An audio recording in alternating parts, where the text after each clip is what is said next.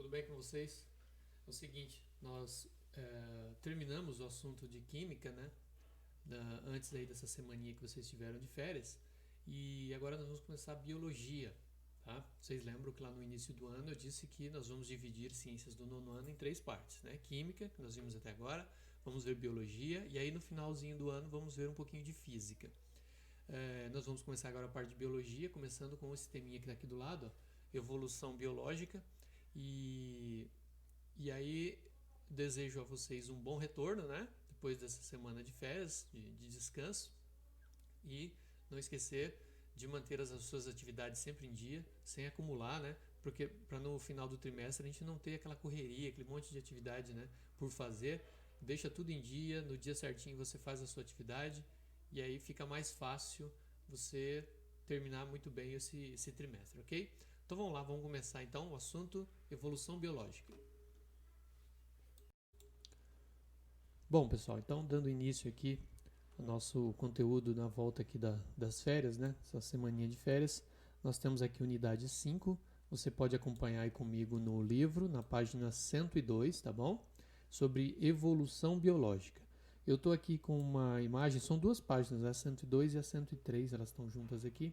Nós estamos vendo imagens aqui de dinossauros. E aqui no texto diz assim, ó, reconstituição artística de alguns dinossauros e do ambiente em que viviam. Os mais altos são os braquiosauros. Então esses três grandões aqui, os quatro, né? Quatro aqui, ó, são os braquiosauros.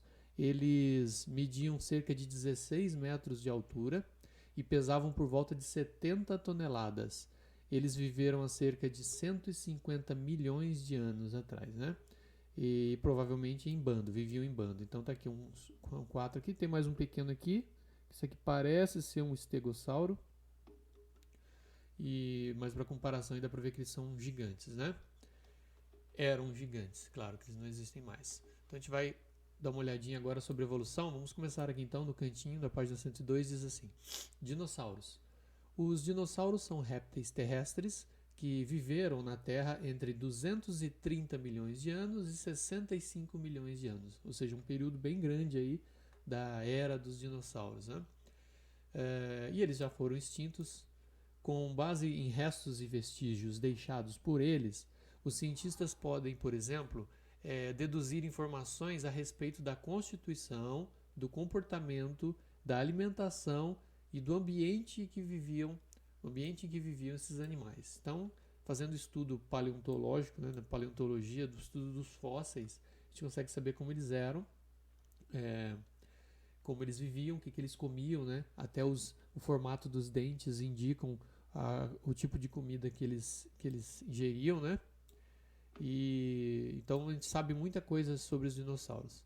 Aí diz assim, aqui no cantinho, ele faz algumas perguntas assim: existem evidências de que os dinossauros existiram? Justifique sua resposta. A gente vai estudar isso aqui tudo durante o capítulo, tá? Então a gente vai ver como que o que são essas evidências, como elas são. Depois, em sua opinião, os seres vivos que habitam a Terra hoje são os mesmos desde o surgimento da vida na Terra?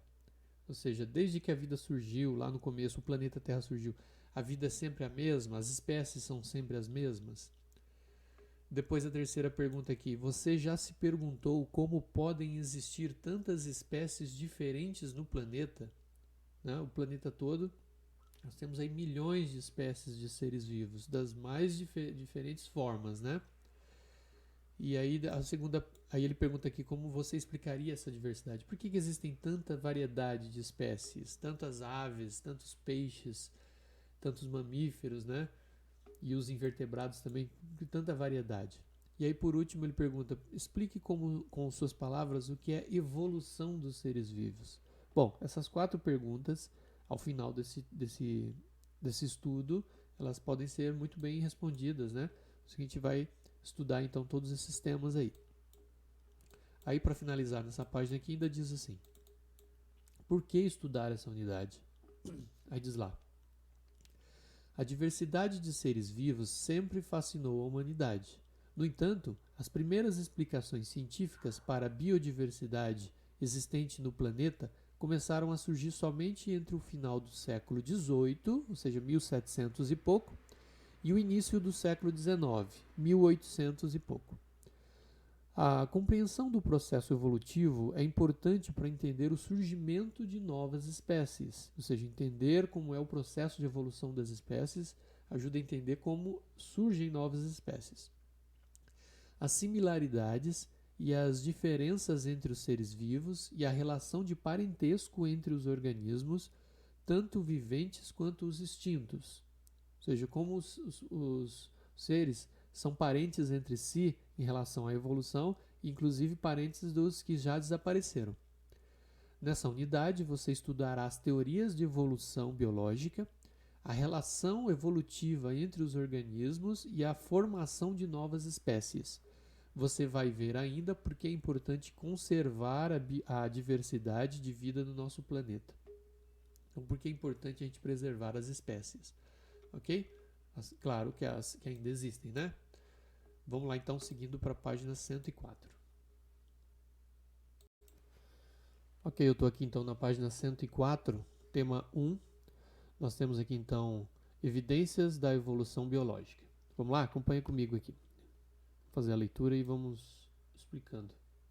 Diz assim: mudanças no cenário terrestre. A Terra vem sofrendo mudanças desde a sua formação, há cerca de 4,5 bilhões de anos. Então é mais ou menos a idade do planeta Terra, né? 4 bilhões e meio de anos. Ou 4 bilhões e 500 milhões de anos. A temperatura da superfície diminuiu. Antes vocês sabem que o planeta era mais quente, né? A composição da atmosfera mudou bastante e muitos seres vivos surgiram e evoluíram. A visão de que o ambiente terrestre e os seres vivos se transformam ao longo do tempo é bastante recente. Ou seja, não tinha muito a ideia sobre a mudança dos seres vivos e também do meio ambiente. Até séculos atrás, acreditava-se que a Terra e todos os seres vivos foram criados de uma só vez e permaneciam inalterados ao longo do tempo. Ou seja, os seres que nós temos agora sempre existiram desde o começo. Essa era a ideia. Aí diz assim: nos últimos 4 séculos, ou seja, nos últimos 400 anos, porém, a humanidade passou a considerar cada vez mais as evidências de que muitos seres vivos que habitavam a Terra em tempos remotos desapareceram e que outros surgiram em épocas mais recentes. Essas evidências apoiam estudos que indicam, por exemplo, que os primeiros seres vivos surgiram há cerca de 3 bilhões e meio. Nós vimos aqui em cima que a Terra tem 4 bilhões e meio, né? E que os seres vivos surgiram, os primeiros seres vivos surgiram há 3 bilhões e meio, ou seja, 1 bilhão de anos depois da existência do surgimento do planeta Terra. Os grandes dinossauros se extinguiram, eles não existem mais, há aproximadamente 65 milhões de anos. E a espécie humana surgiu há cerca de 300 mil anos atrás. Ou seja, se você comparar, por exemplo, o desaparecimento dos dinossauros, que foi 65 milhões, e o surgimento dos seres humanos há 300 mil, nós somos bem recentes aqui na Terra, né? Nós estamos aqui há pouco tempo, vamos dizer assim. Com base nas evidências disponíveis atualmente, os cientistas explicam a diversidade de seres vivos como resultado da evolução biológica. Então, a evolução biológica, ela explica essa diversidade de seres que nós temos, o desaparecimento de muitas espécies e o surgimento de outras, ok? De acordo com essa teoria, os seres vivos se transformam ao longo do tempo e são todos descendentes de um ancestral comum. Isso aqui é importante, vou anotar até de amarelo aqui, ó.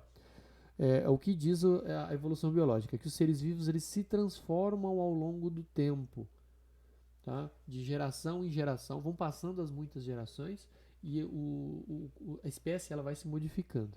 São todos descendentes de um ancestral comum, ou seja, se você for voltando o pai de uma espécie, o avô, o trisavô, for voltando as gerações, você vê que no final vão surgindo ancestrais comuns, né? Até chegar em um ancestral comum.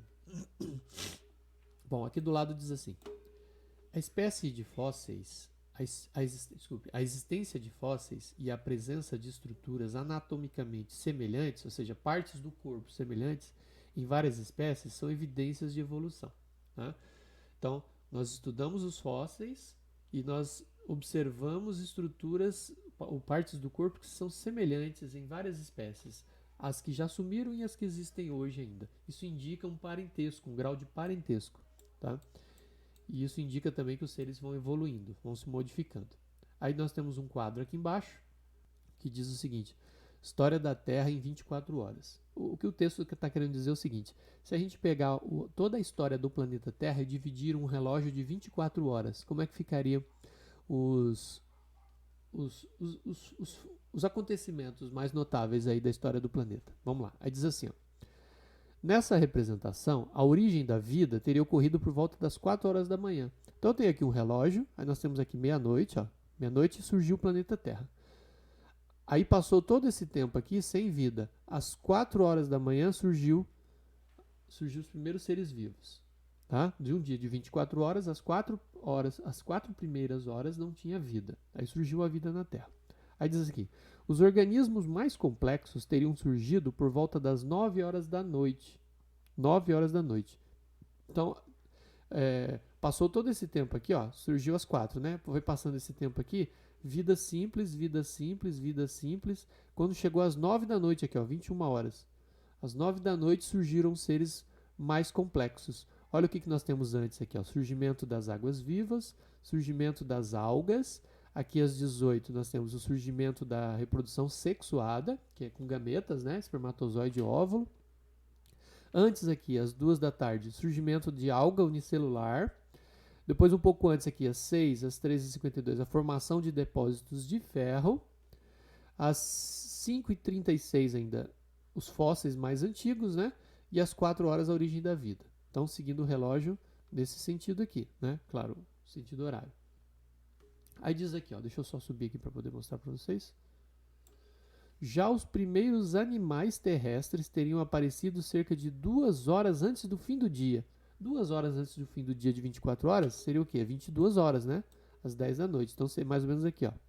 Olha lá, o surgimento dos depósitos de carvão, surgimento das plantas terrestres e aqui surgimento dos dinossauros. Às 10h56, surgimento dos dinossauros.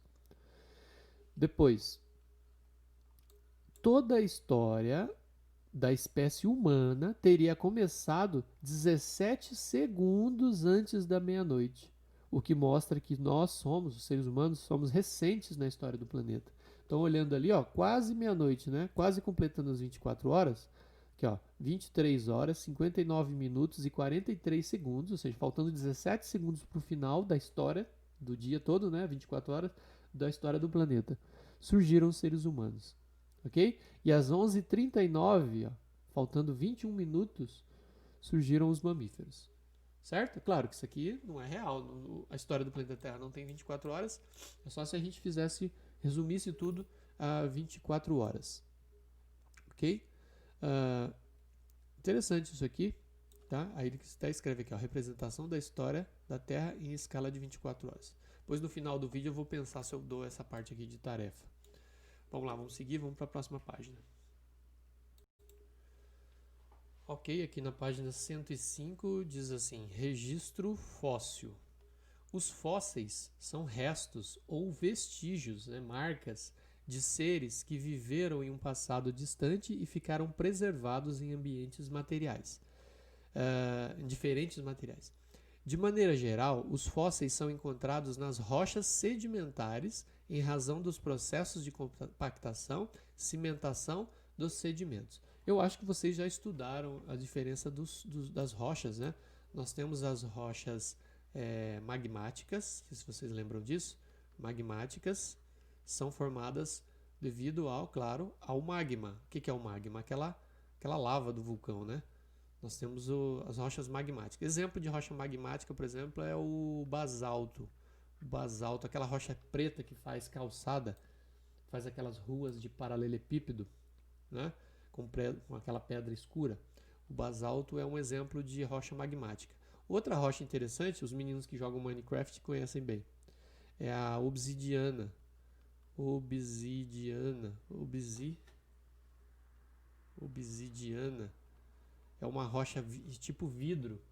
Ela era usada, inclusive, pelos antigos como para fazer faca e ponta de lança, porque ela é como se fosse um vidro, então eles quebram e ela é bem cortante. Tá? Outro exemplo de rocha magmática é o granito. Granito. O granito que a gente usa para fazer mesa, fazer soleira de porta, né? Balcão de pia. É um tipo de rocha magmática. Mas aí nós temos também as rochas sedimentares. Sedimentares. As sedimentares, elas são formadas assim, você tem lá um rio e ele vai levando os grãos de areia, esses grãos vão se depositando no fundo e aquele fundo vai virando uma rocha, aquilo ali vai endurecendo e formando uma rocha. E aí forma outra camada em cima, e outra camada em cima, e outra camada. Então fica aquele paredão com várias camadas. Então você tem, por exemplo, que eu desenhar aqui mais ou menos, ó, você tem um barranco e você tem várias camadas de terra aqui, ó, de várias cores, várias rochas. Então isso é rocha sedimentar. Nas rochas sedimentares é onde a gente mais encontra fósseis, tá? Porque morre um animal, então você tem ali um esqueleto ali, ó, um esqueleto de um animal preso aqui, ó. Está preso aqui no meio das rochas sedimentares, certo? Quando um geólogo, um paleontólogo, ele quer procurar fóssil, ele vai direto nas rochas sedimentares, tá? Então, as sedimentares são formadas por sedimento. Exemplo é, por exemplo, o arenito, o calcário. Calcário é um exemplo de rocha sedimentar, tá? E ainda nós temos as rochas metamórficas. Elas são formadas, vamos dizer assim, explicando simplificadamente, elas são cozidas lá no fundo da Terra. A muitos metros de profundidade, nós temos alta temperatura e alta pressão. Essas rochas são meio que cozidas ao longo de milhões de anos e elas são transformadas. E aí nós temos rochas metamórficas. A palavra metamórfica é mudar de forma. Um exemplo de rocha metamórfica que a gente conhece bem é o mármore. O mármore é uma rocha metamórfica, tá? Nós temos outra que é o gneiss. Não sei se vocês conhecem o Pão de Açúcar no Rio de Janeiro. É uma montanha assim, bem alta. E ela é formada de uma rocha chamada gneiss. Tem uma outra rocha que é metamórfica que é a ardósia. A ardósia é usada para fazer calçada. Eles cortam ela quadradinha como se fosse um piso, né? O pessoal até chama piso de ardósia. E aí forma a rocha metamórfica. Aí a pergunta para vocês: qual dessas três onde nós encontramos os fósseis? Nós encontramos nas rochas sedimentares, ok? Então voltando lá para o texto, diz assim: olha só, voltando aqui, ó. Os fósseis são encontrados nas rochas sedimentares, em razão dos processos de compactação, cimentação dos sedimentos. Ou seja, compactação vai apertando ali, vai formando uma nova rocha, né? Aqueles grãozinhos que eu falei que o rio vem trazendo, ou o vento também vem trazendo, forma uma camada. Aquilo ali endurece, compacta. E vai cimentando, né? Vai ficando duro, como uma rocha. E aí no meio ficam os seres que morreram, né? Fica o esqueleto dele ali preservado. Podem ser classificados de dois tipos os fósseis: os formados por restos de seres vivos e aqueles compostos por vestígios de atividades de seres vivos. Por exemplo, passou um dinossauro e deixou a pegada, e aquela pegada ali ficou marcada, né? O sedimento secou, endureceu e ficou aquela pegada. Então isso é um vestígio. Agora, quando a gente encontra os restos ali na forma de esqueletos petrificados, aí nós temos os restos, né? Os restos dos seres vivos. Aí está escrito assim: entre os fósseis formados por restos de seres vivos, há o registro das estruturas mais resistentes. São as partes duras do corpo, como os dentes, os ossos, as conchas. As partes moles, como a pele, os músculos, né? Os vasos sanguíneos, as vísceras, ou seja, os órgãos, né? Dificilmente se fossilizam, pois são rapidamente decompostas pelos micro-organismos. Então, ou seja, quando morre um animal lá, ele começa a entrar em decomposição. As partes moles, logo elas são desmanchadas, né, pelos seres decompositores, bactérias e fungos, e vermes também, né? Então não sobra nada das partes moles, vai sobrar as partes mais duras, os ossos e as conchas, né, principalmente. Aí diz assim: são raros os casos de seres vivos encontrados inteiros, mas há fósseis de alguns insetos conservados no âmbar. Vocês sabem o que é o âmbar, né? Aquela gelatina aquela meleca amarela que sai das árvores. Vou ver se eu coloco uma foto aqui para vocês agora do âmbar aí, ó. É tipo uma gelatina que sai das árvores, aquela gelatina ela endurece, e às vezes ela captura na hora que ela sai da árvore, né, aquela melequinha tá escorrendo ali, sem querer um mosquito pousa ali e fica preso dentro do âmbar. Aquilo endurece, vira uma pedra e fica milhões de anos, né, até que algum paleontólogo encontra aquilo ali. Então você tem lá dentro um mosquitinho preservado. Vou colocar uma foto também aí de um mosquito preservado dentro do âmbar. Bom, aí tá dizendo assim também, ó, de um mamute localizado praticamente intacto no gelo da Sibéria. Olha só, nesse caso o mamute ele foi encontrado inteiro e congelado, né? Foi até tem um youtuber, um menininho que se inspirou nesse nome, né, para fazer o canal dele Mamute Congelado. Então esse mamute foi encontrado. Vou colocar a foto aí do mamute congelado também, pra gente ver como ele foi encontrado inteiro. Ok, agora aqui. Os fósseis compostos por vestígios de atividades de seres vivos. Os vestígios agora. Podem ser compostos por pegadas, pistas, ovos. Por exemplo, pistas. Ele deu deu uma mordida num outro animal e deixou a marca da mordida dos dentes nos ossos, que ficaram preservados. Ovos também podem ser encontrados, principalmente de répteis, e fezes, que são chamados de coprólitos. Essas fezes, elas petrificam também, elas ficam petrificadas. Tá? Então, foi encontrado aí os coprólitos, são fezes de animais antigos. Esses materiais são de grande importância para a ciência, pois a análise dos fósseis apoia a elaboração de hipóteses como eram os seres vivos que habitavam o planeta antigamente e que agora estão extintos, sobre os ambientes da Terra na época em que viveram. Então, ou seja, você estuda os fósseis, você consegue saber até como era o ambiente na época, que tipo de folhas ele comia, que árvores existiam, qual era a altura das árvores, inclusive. Muitos fósseis apresentam semelhanças com os seres vivos atuais, indicando um grau de parentesco evolutivo entre eles, isto é, ancestrais comuns a espécies atuais já extintas. Por exemplo, existe um tubarão gigantesco, muito maior que os de hoje, muito maior que os de hoje, tá? E ele é muito parecido. Existia, por exemplo, também um tatu gigante, um tatu enorme, que ele era gigante mesmo. E hoje nós temos os tatus e eram muito parecidos. Tá? Bom, continuando. O registro fóssil é o mais forte indício de que a biodiversidade do planeta era distinta da atual, ou seja, era diferente da de hoje. O que nós tínhamos no passado, de seres vivos, que nós temos hoje, mostra que são bem diferentes. Tá? As espécies daquela época são diferentes das de hoje, apesar de muitas serem parecidas com as de hoje. Além de ser uma das principais evidências da evolução dos seres vivos. Ou seja, essa diferença de biodiversidade é explicada pela evolução. Aqui nós temos uma foto de uma pegada, olha só. Aqui nós temos um homem que ele está medindo aqui ó, a pegada. Ó, dá para ver o formato certinho, que é uma pegada de um animal. Ó. Certo? E ele está fazendo a medida ali. Aí tá dizendo aqui embaixo, ó, pesquisador medindo pegada fóssil de um dinossauro deixado há cerca de 80 milhões de anos. Isso foi na Bolívia, essa foto é de 2016. Ok? Deixa eu ver se ficou alguma parte aqui do lado. Aqui nós temos uma foto, ó, aqui está dizendo que é um fóssil de uma planta do gênero Ephedra, que eu não sei qual é, com cerca de 22 centímetros. Foi encontrado na Chapada do Araripe, que fica na divisa entre o Ceará e o Piauí, e Pernambuco também. Sua idade foi estimada em cerca de 110 milhões de anos, ou seja, essa planta é da época dos dinossauros, certo? Beleza, vamos para a próxima página então.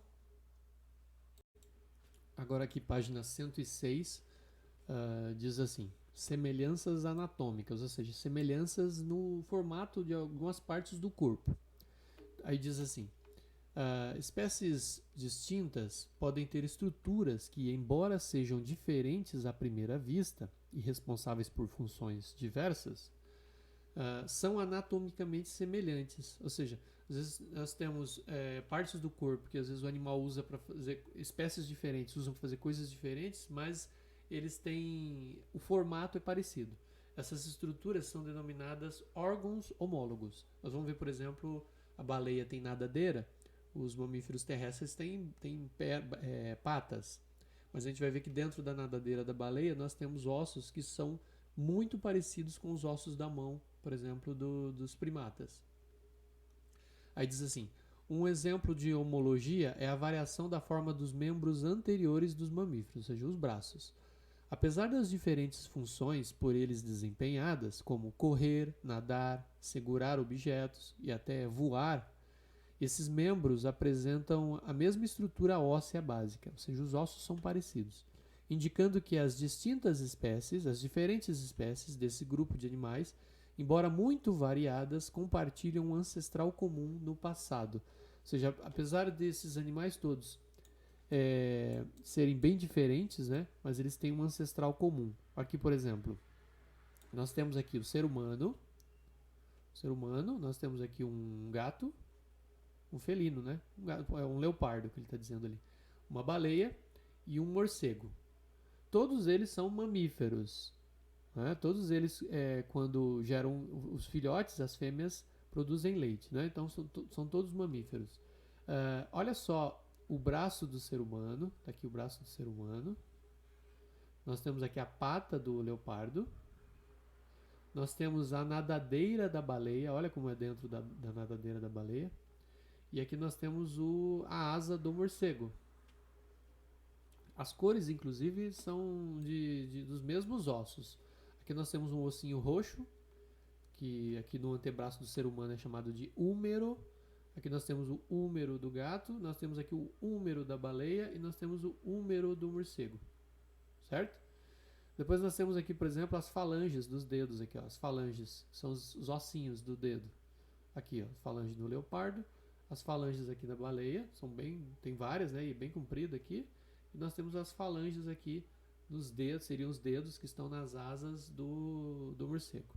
Aqui embaixo está dizendo assim, ó, representação esquemática da estrutura óssea dos membros anteriores de 4 espécies de mamíferos: ser humano, leopardo, baleia e morcego. Cores iguais indicam o mesmo tipo de osso. Apesar das funções variadas, olha só, o ser humano usa para segurar objetos, o leopardo usa para correr, para se apoiar e correr. A baleia usa para nadar, o morcego usa para voar.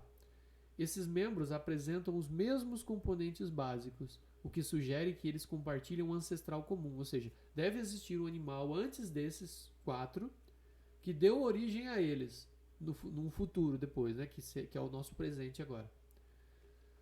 Ok? Então existe um ancestral comum. Isso é uma pista de que existe um ancestral comum. Aí depois diz assim: existem, porém, estruturas semelhantes à primeira vista e adaptadas às mesmas funções, mas que são anatomicamente diferentes e apresentam origens evolutivas distintas. Ou seja, agora é o contrário. Você tem partes do corpo que são diferentes, mas que desempenham a mesma função, servem para a mesma coisa em animais diferentes. Órgãos com essa característica são denominados órgãos análogos. Um exemplo de analogia, então nós tínhamos órgãos homólogos e agora os órgãos análogos. Os homólogos eram o mesmo órgão, diferentes funções. Agora nós temos órgãos diferentes para uma mesma função, ao contrário. Então, um exemplo de analogia são as asas de insetos comparadas com as das aves. As estruturas análogas se desenvolveram pelo processo de convergência evolutiva, em que espécies pouco aparentadas vivem sob condições ambientais semelhantes, que selecionam adaptações parecidas para os indivíduos. Se eu olhar a asa de um inseto, a asa de uma abelha, não tem nada a ver com a asa de um pássaro, né? de um pardal. A asa do pardal não tem nada a ver com a asa de um inseto, são estruturas muito diferentes, né? E então isso indica que eles evoluíram separados, né? Mas eles possuem a mesma característica, que é o quê? Voar. O inseto, no caso a abelha, e o pardal, no caso é uma ave, os dois voam, mas as estruturas são evolutivamente muito diferentes. Nesse caso, nós temos órgãos análogos. Ok. Nós vamos então... aí nós estamos terminando esse tema, né? Eu vou deixar a tarefa para vocês ali na descrição da atividade. E nós terminamos então o tema 1 sobre evolução. Ok? Então, até já.